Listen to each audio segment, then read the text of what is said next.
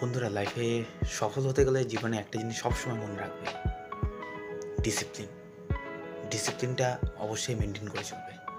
সকাল 5টায় ঘুম থেকে উঠবে, আর এই সকালবেলা তাড়াতাড়ি ওঠার অভ্যাসটাই তোমাকে জীবন বদলে দিতে সাহায্য করবে।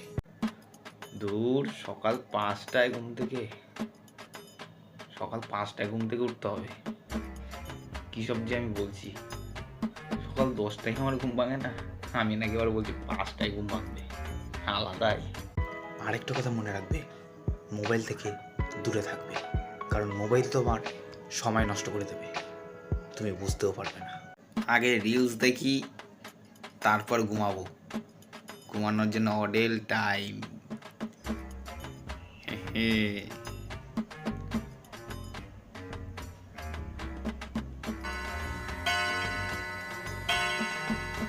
দূর, আবার 3টে।